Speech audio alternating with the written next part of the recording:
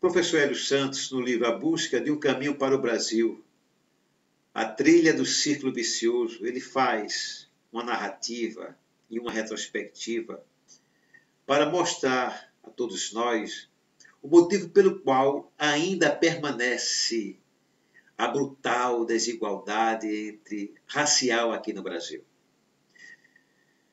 Ele nos diz, inclusive, que o primeiro passo foi a forma como se deu a abolição. E diz: o começo de tudo foi justamente no dia 13 de maio de 1888.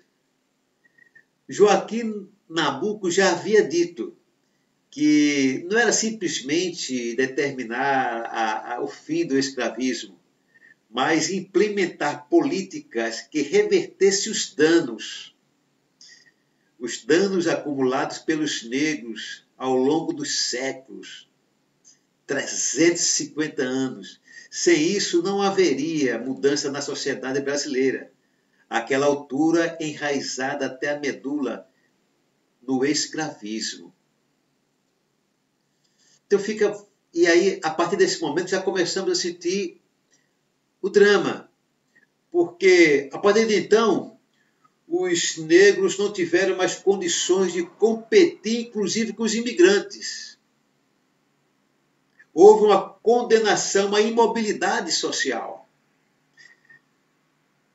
Saiu do escravo trabalhador para o trabalhador escravo, da senzala à periferia.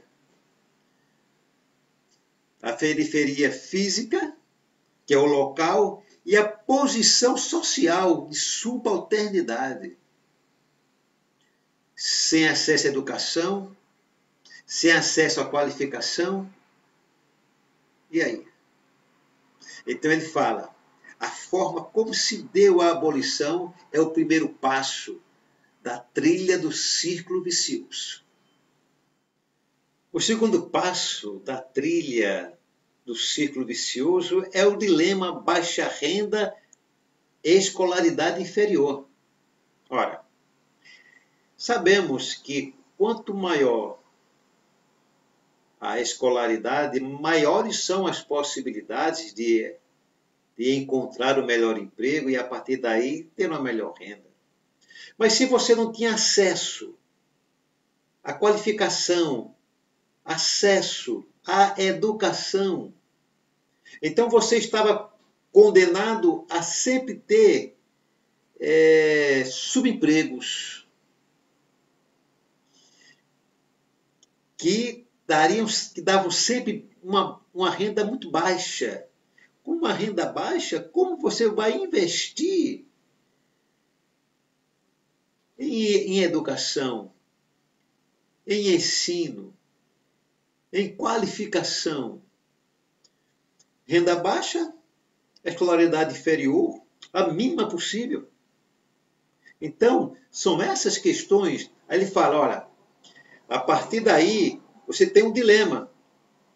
Renda baixa é escolaridade inferior. E aí você não sai dessa circunstância.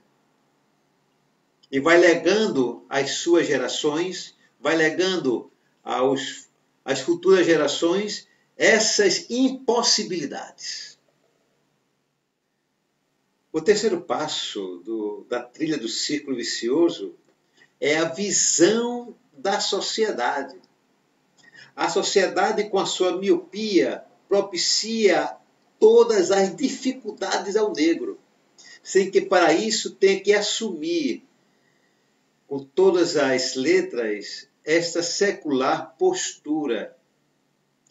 Então ela coloca barreiras, dificuldades, e não propicia uma ponte, não propicia momentos para que ele possa sair desse ciclo, ter uma oportunidade melhor.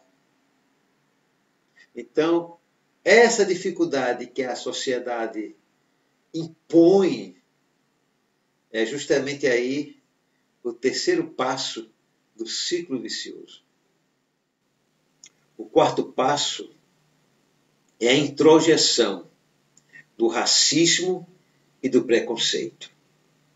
Já sabemos que a sociedade impõe dificuldades aos negros em virtude do racismo e do preconceito que essa sociedade guarda contra os negros e seus valores. E os valores compõem a cultura.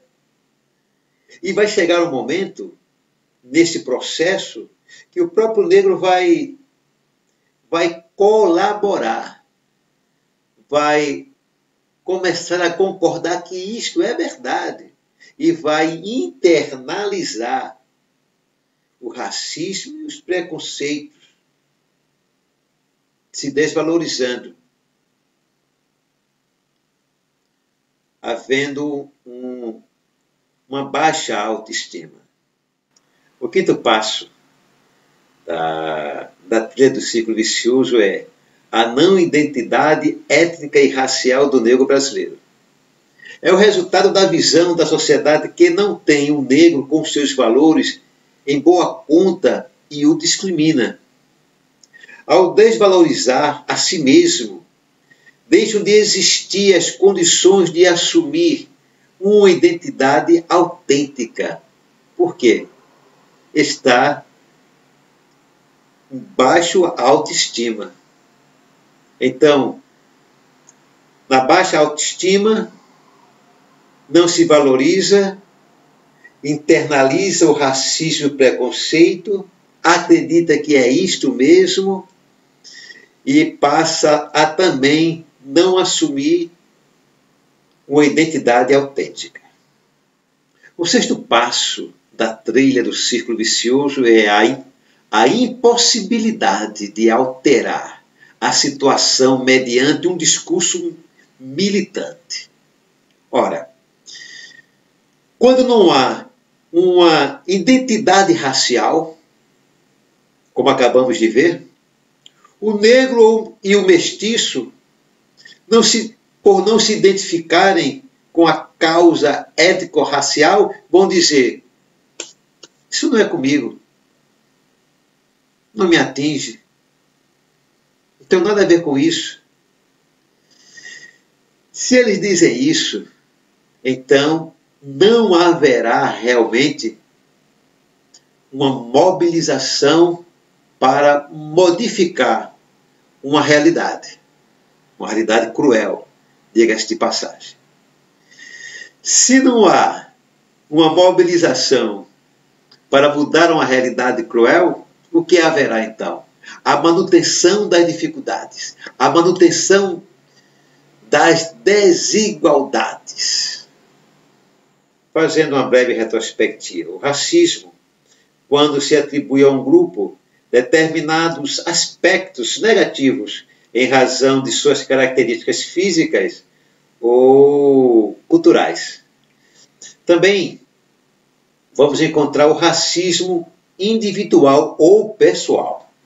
Quando uma pessoa crê que seja superior a outra em função de sua raça,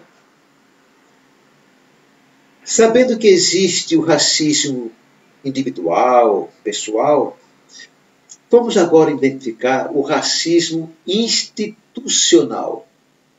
Quando instituições, estados, governo entendem que um determinado grupo racial deve ter a primazia em relação a outros grupos. Nessa perspectiva, vamos trazer 2 exemplos para que nós possamos, a partir daí, identificarmos melhor o racismo institucional. O primeiro caso está narrado no livro de Hélio Santos, uma jovem negra que estava no estabelecimento comercial em Salvador, e o segurança de lá, ele ficou desconfiado. Ela, uma jovem negra, adolescente, ela não tinha aparência de uma cliente. Então ele a perseguiu até prendê-la. Posteriormente a justiça veio a multar este estabelecimento. Nessa perspectiva se teve o preconceito racial quando o segurança julgou que ela não poderia ser uma cliente. E enquanto o preconceito é uma atitude e tem não só a crença, mas também tem o valor e tem a tendência ao comportamento, ou seja, como valor ele ficou chateado, indignado, então ele ficou furioso, e aí essa fúria leva a uma tendência a um comportamento. Isso aí é o preconceito racial. Aí se teve também o racismo individual. Porque o que o racismo diz aí? Que o entendimento generalizado que os negros não são honestos. Por parte do segurança, lógico, né? Então ele julgou o seguinte: os negros não são honestos. Isso é um entendimento generalizado, que é quando se trabalha o racismo. É um entendimento generalizado. E aí ele teve também a discriminação racial. A discriminação racial. Porque se o preconceito racial tem três componentes, e o último componente é a tendência ao comportamento, quando você passa a sair da tendência e ir para o próprio comportamento, ou seja, realizar o ato, aí você sai do preconceito e vai para a discriminação racial. O segurança já, além de ter tido uma atitude preconceituosa e racista, manifestou e externalizou suas ideias ao perseguir a adolescente negra, ao tempo que de ofendê-la com palavras. Entretanto, a justiça não apenas enquadrou o segurança, mas também a instituição. E a justiça disse que foi um racismo institucional. Por quê? Porque o segurança estava a serviço daquela instituição, daquele estabelecimento.